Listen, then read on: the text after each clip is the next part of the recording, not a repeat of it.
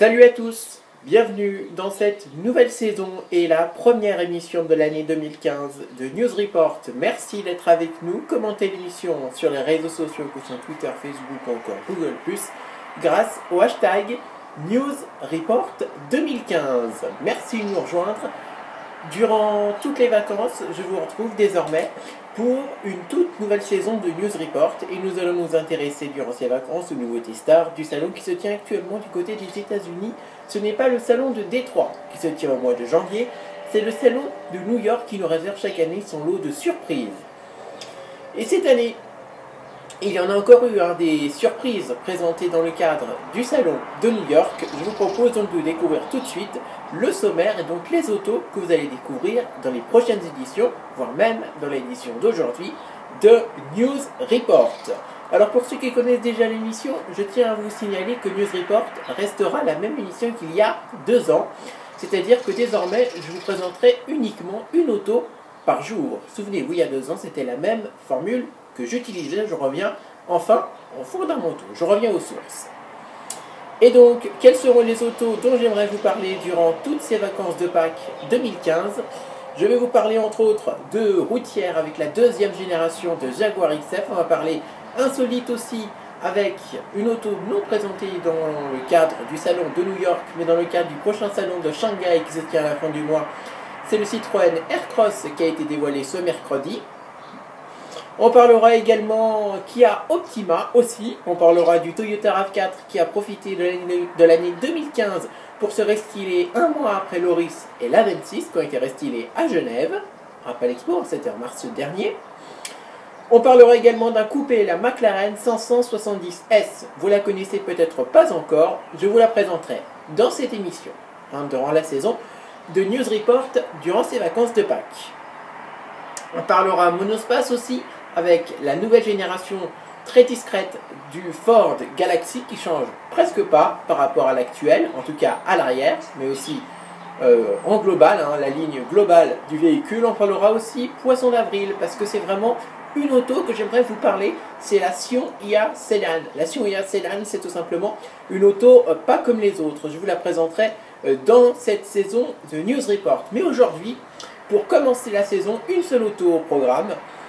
J'aimerais vous parler d'une auto, comment vous dire, que j'ai appréciée. C'est la Nissan Maxima. La Nissan Maxima, c'est tout simplement une routière, mais une très très belle routière. Et donc, à quoi ressemble-t-elle? Je vous propose tout de suite de la découvrir. Je vous souhaite la bienvenue. C'est parti pour cette première de News Report en 2015.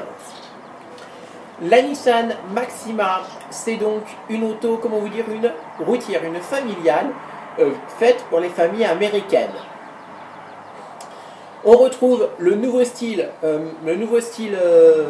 Nissan à l'avant, avec un avant assez sportif, assez dynamique, dans la veine du Nissan Sway Concept, j'ai réussi à le dire, présenté dans le cadre du dernier salon de Genève. On retrouve donc des feux assez grande taille qui viennent se coller à la calandre.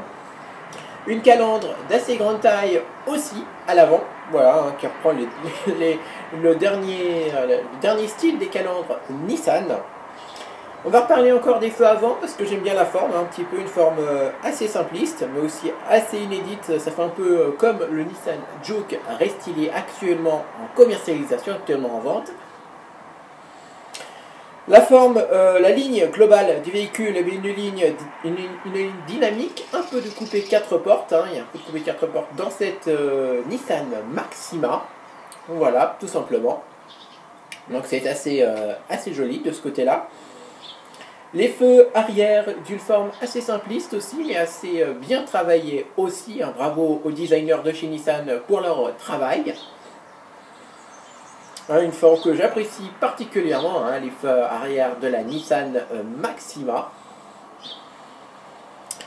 L'intérieur maintenant, à quoi ressemble l'intérieur de cette Nissan Maxima? À l'intérieur dans l'air du temps, un intérieur moderne, et ça fait plaisir, ça fait du bien, avec des compteurs, comment vous dire, non numériques, enfin non numériques, je ne sais pas si c'est du numérique ou si c'est Non, c'est pas du numérique, il y a juste un écran au centre. Mais sinon, ce n'est pas du tout du numérique. On a un volant d'une forme assez inédite, hein. Je suis chez une Nissan, hein. C'est pas un volant qu'on a l'habitude de voir. La console centrale, quant à elle, est assez bien finie. Voilà, c'est la chose que j'aimerais vous annoncer sur ce modèle, une console centrale assez bien finie. Il y a un minimum de boutons, mais il y en a encore un peu trop.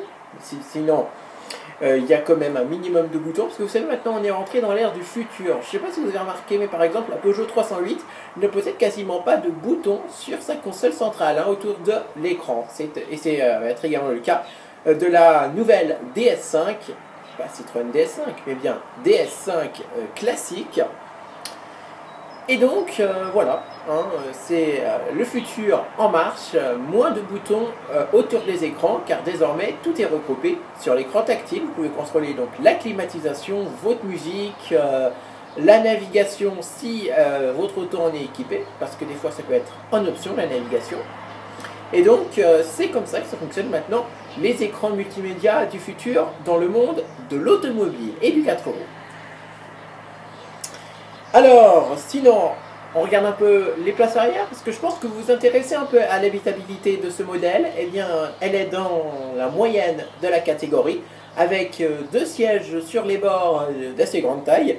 Et c'est toujours le petit moins de ces modèles. Le siège central est quant à lui, pour les personnes qui sont assez fines, tout simplement, parce qu'elles sont quasiment inexistantes, les places centrales.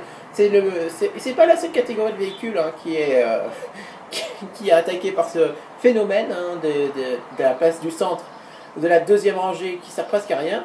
Il y a presque toutes les catégories de voitures, hein, les SUV, les cabriolets, etc. Les citadines aussi. Il y a peut-être juste les ludospaces ou les monospaces qui, eux, ont une meilleure habitabilité pour les personnes utilisant la place centrale de la deuxième rangée. C'est un petit peu dommage que Nissan ne propose pas cette Maxima en France, parce que je pense qu'elle ferait... Enfin, je sais pas si elle ferait un carton. Dites-le nous. Hashtag NewsReport 2015. Hashtag NewsReport Maxima aussi. Et donc, dites-le nous si vous avez aimé, hein, cette Nissan Maxima. J'attends vos commentaires en dessous de ces vidéos, voire même sur les posts Facebook et Twitter. Voilà, voire même Google+, aussi. Je vous remercie d'avoir suivi cette première édition de News Report, édition 2015. Je vous souhaite d'ores et déjà, en tout cas pour ceux qui sont en vacances en même temps que moi, de bonnes vacances de Pâques à toutes et à tous, une très bonne fin de week-end à toutes, enfin un très bon week-end aussi en général, à toutes et à tous. Demain, on parlera de la Citroën Aircross. Oui, on va un petit peu déroger à la règle, on va partir du salon de New York pour se diriger du côté de la Chine et du salon de Shanghai. Nous profitons du Grand Prix de Chine qui se tient actuellement pour vous parler de la Citroën Aircross, mon coup de cœur de ce mois d'avril 2015. D'ici là, portez-vous bien. Je vous retrouve donc demain pour une toute nouvelle édition de News Report. Passez une excellente journée et à demain pour News Report. Merci.